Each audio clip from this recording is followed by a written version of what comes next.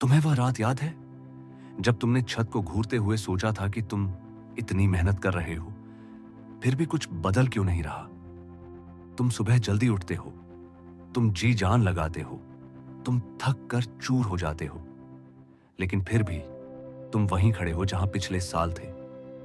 कल रात मैंने 7 ग्रेट हैबिट्स फॉर सक्सेस खत्म की और मैं सो नहीं पाया। मुझे लगा कि मैं तुम्हें अब भी कॉल करूं और बताऊं कि हम कहां गलती कर रहे हैं। हम पहाड़ हिलाने की कोशिश कर रहे हैं, जबकि हमें सिर्फ अपने जूतों के फीते सही से बांधने की जरूरत थी। यह किताब कोई बोरिंग ज्ञान नहीं है, यह एक आईना है। अध्याय 1, पहचान का खेल। तुम थके हो, तुम हारे हो, तुम अकेले हो, लेकिन सच तो यह है कि तुम्हारी समस्या तुम्हारी मेहनत नहीं, बल्कि वे छोटी छोटी बारीकियां हैं जिन्हें तुम रोज नजरअंदाज करते हो। गलत। हम सोचते हैं कि सफलता किसी बड़े धमाके से आती है। हमें लगता है कि एक दिन लॉटरी लगेगी या कोई फरिश्ता आएगा। असलियत में सफलता तुम्हारी उन आदतों का संचयी परिणाम है जिन्हें तुम छोटा समझकर छोड़ देते हो।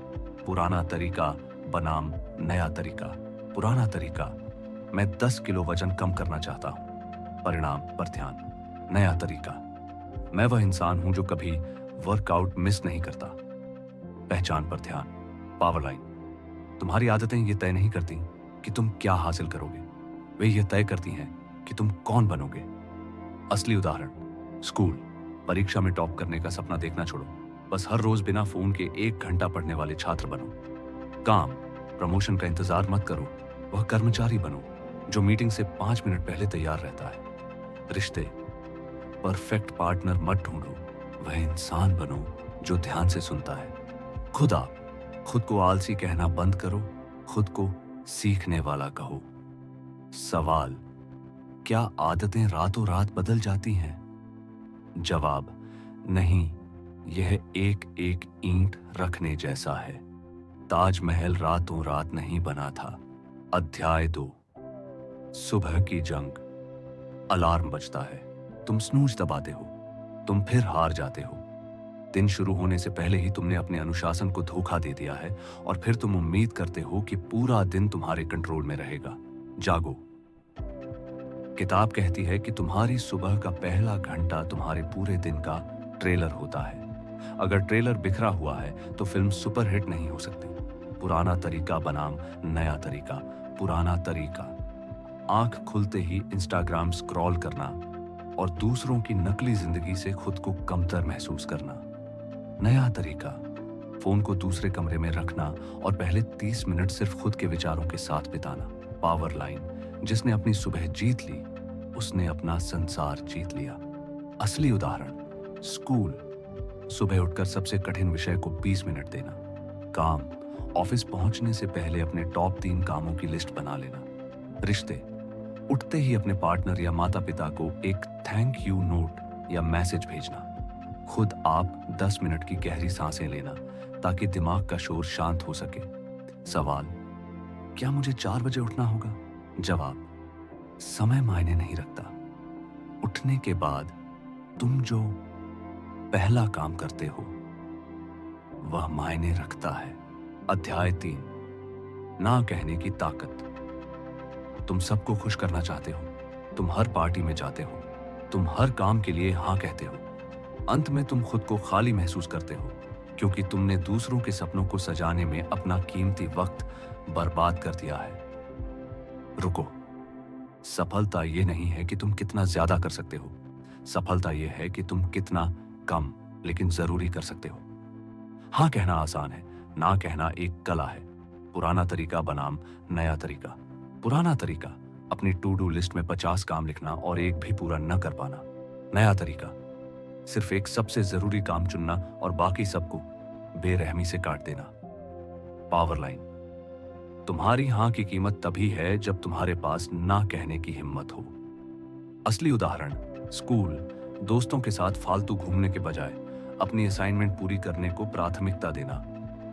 काम, उन ईमेल का जवाब न देना जो तुम्हारे मुख्य लक्ष्य से जुड़े नहीं हैं। रिश्ते, टॉक्सिक लोगों को अपनी जिंदगी से बाहर का रास्ता दिखाना, चाहे वे कितने भी पुराने दोस्त क्यों ना हो।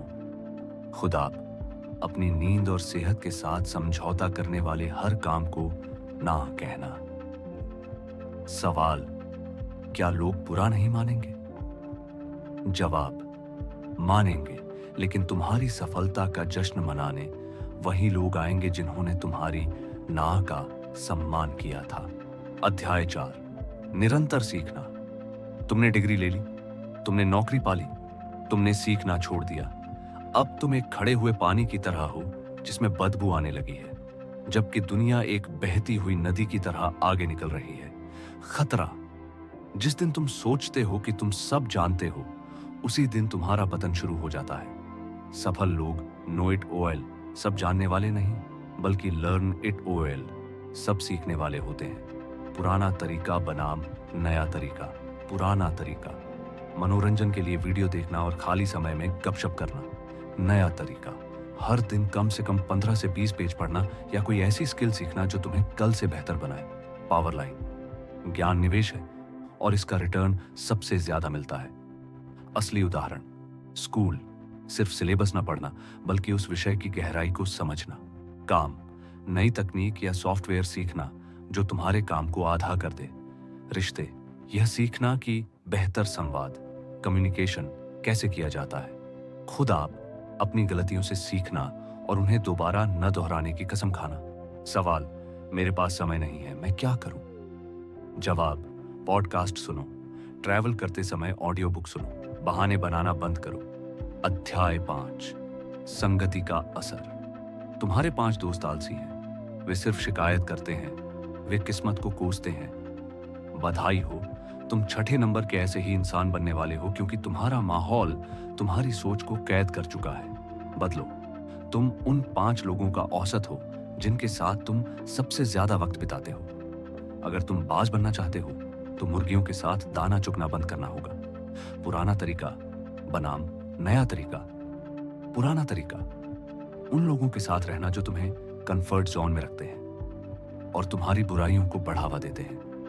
नया तरीका, उन लोगों को ढूंढना जो तुमसे बेहतर हैं, जो तुम्हें चुनौती देते हैं और जो तुम्हें ऊंचा सोचने पर मजबूर करते हैं। पावर लाइन, अपनी संगति बदलो, तुम्हारी किस्मत खुद ब खुद बदल जाएगी।